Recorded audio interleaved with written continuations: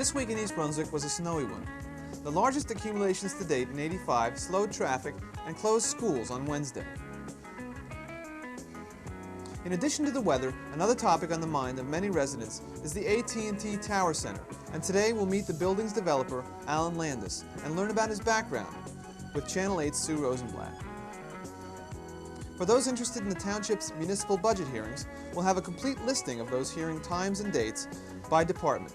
Again this year, the hearings will be cablecast live on Channel 8 in their entirety. Among today's regular features are Ken Shalhoub with health facts and a look at malaria vaccines, a Kids Comments book review from Gail Solomon, a look at buying by phone with consumer advocate Adrian Eisner, and our weekly Township Council review. First, here's next week's Channel 8 lineup. Monday at 10 a.m., Lenore Kulik has exercises to help maintain a healthy back on Look Great, Feel Great. Then at 10:30, an Our Town special, Sue Rosenblatt with AT&T Tower developer Alan Landis. Stay tuned today for a 5-minute preview of this informative 30-minute interview. At 8 o'clock on Tuesday evening, the first Township Council budget hearing preempts all other programming. Then Wednesday evening at 7:30, Dolly Vasta talks to local artist Rose Sackle on For Art's Sake. At 8:30, Joseph Hudak looks back on his years as Township Councilman on a Township Council retrospective with host Joan March. Thursday at 8:30, financial advisor Paul Hansen takes a look at consumer banking with his guest, Gerald Metzheiser. That on You and Your Money. And we'll be back next Thursday at 7 and 8 with more local news and information on This Week in East Brunswick.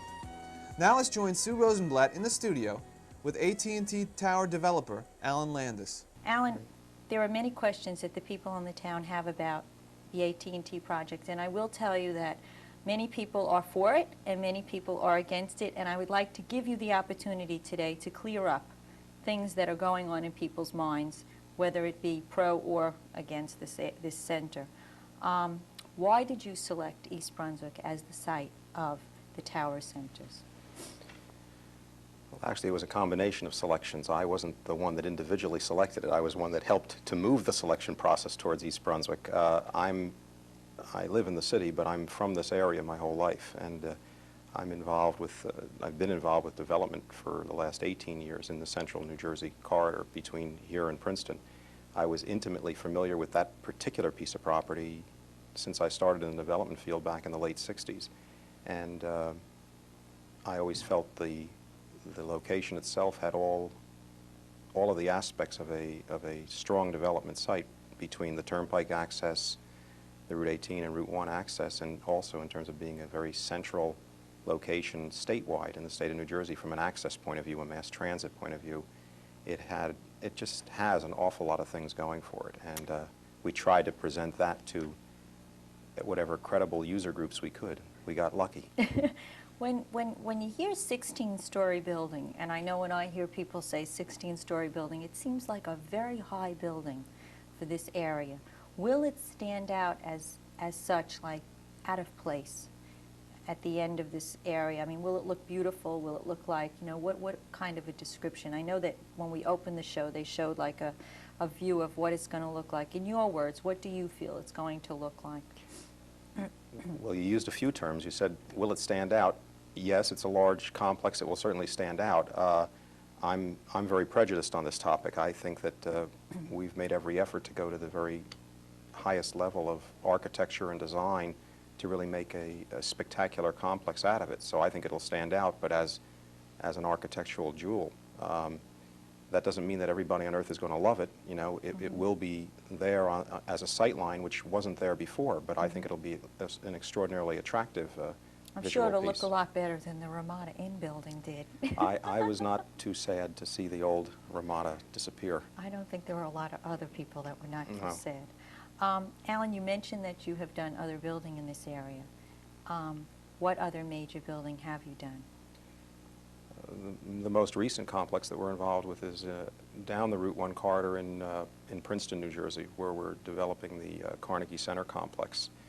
We've been involved there for about 4.5 years now, about a little over 5 years actually, and we developed about maybe 1.3 million feet there to date, and which is larger than this complex, but it's a vertical, I mean, this is a vertical complex, that's a horizontal complex, and we have the Regency Hyatt down there, and the complex begins there, and that's probably the most identifiable local project that we've done. My very first project happened to be in this little town when I was 25 years old, when I did that where Loman's Plaza is. That's a famous plaza in East Brunswick, Loman's Plaza. That was my first job anywhere, and it happened to be in the town of East Brunswick, so I know the town well and I know the area well, but right now it's the Carnegie complex, which we've done a little bit over $100 million worth of development there in the last 4 years.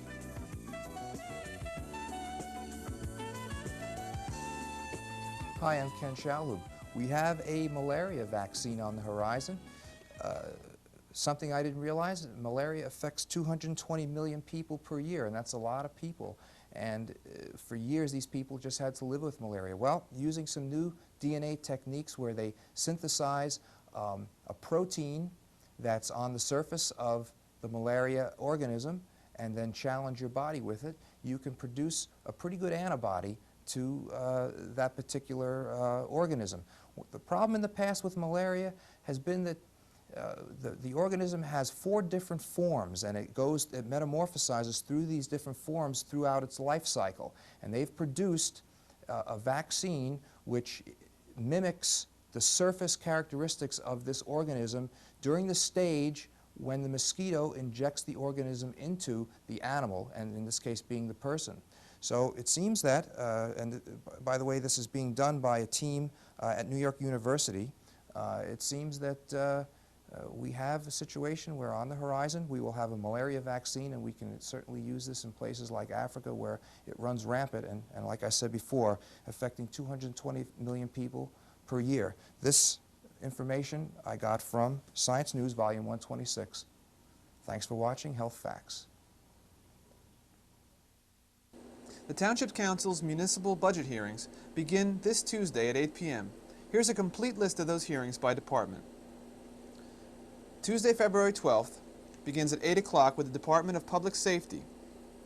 9 p.m., Department of Public Works and Water Resources. And 10 p.m., the Department of Administration. The next hearing will be held Thursday, February 21st.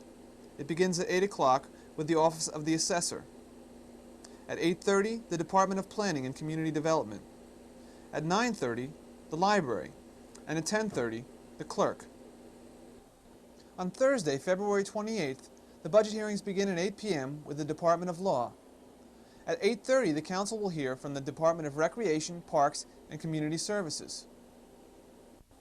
At 9:30, from the Department of Finance, and at 10:30, from the Department of Health, Environment, and Welfare. The final budget hearing will be held March 7th.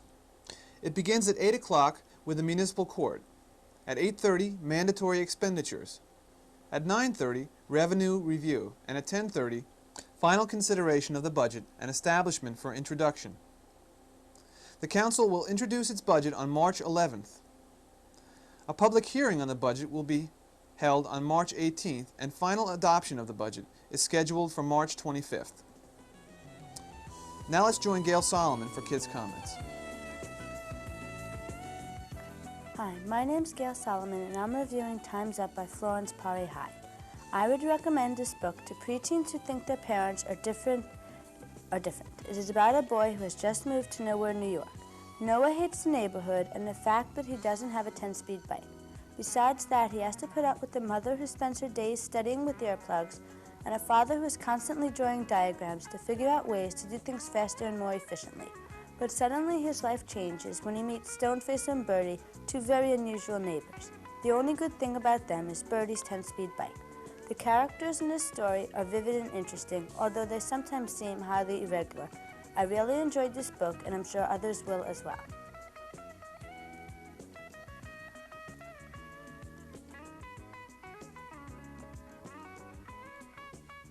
Hello, and welcome once again to Consumer Aware. I'm Adrienne Eisner of the East Brunswick Consumer Affairs Office. Today we're going to be talking about buying by phone. If you work at a small business or organization, you probably order some of your supplies by phone. And you'll probably find most telephone salespeople honest and from reputable companies. Unfortunately, this is not always the case. There are some telephone solicitors who use illegal tactics to make sales or send merchandise that is misrepresented, unauthorized, or unordered. These solicitors are often called Watts line hustlers because they operate using long-distance phones to sell to business firms and organizations. You should know how to protect your business or organization from these illegal practices and what to do if you have a problem with a Watts line hustler. They target all kinds of businesses and organizations, from restaurants, professional offices, and religious groups to schools and hospitals. They sell products needing constant replacement, such as office supplies, pens, pencils, typewriter ribbons, ink, and toner. Here are some of the tactics they use. They rarely deal with authorized purchasing agents. They try to speak with an employee unfamiliar with purchasing procedures. They may mislead you into thinking that they are your regular suppliers. They may pressure you into making an immediate order. They may offer you so-called bargain prices if you order right away. They may falsely tell you that prices are going up tomorrow, a warehouse is overstocked, or a limited supply of government surplus is available. They may offer free gifts. Often the gift never arrives or is worth much less than promised. They may misrepresent the quality, type, size, price, and brand name of their products. If you receive unordered merchandise by private delivery, don't accept the shipment. If you have already accepted it, write the sender a certified letter and get a return receipt. Demand proof of your order. Tell the sender that unless they pick up the merchandise within 30 days, you will dispose of it. If you receive unordered merchandise through the United States mail, federal law states that you can keep it as a free gift. You can also refuse a shipment arriving by United States mail if you don't open it. It is illegal to send bills for unordered merchandise through the United States mail. So, to protect your business against Watts line hustlers, never order goods by phone if you have any doubts about the salesperson or company. Use authorized purchasing agents for ordering, receiving, and paying for supplies. Inform all employees about your organization's purchasing, receiving, and paying systems. If you have any questions about buying by phone or any other consumer-related problems, please make sure to call us at the East Brunswick Consumer Affairs Office. We're located in the municipal building, and our hours are from 9 to 5, Monday through Friday. Our telephone number is 390-6954. Please join us again next week on Consumer Aware.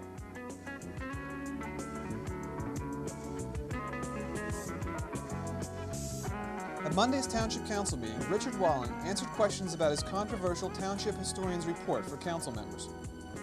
Housing specialist Betty Richter presented figures on the Old Bridge District grant monies, which did not substantiate many of Walling's claims of misuse.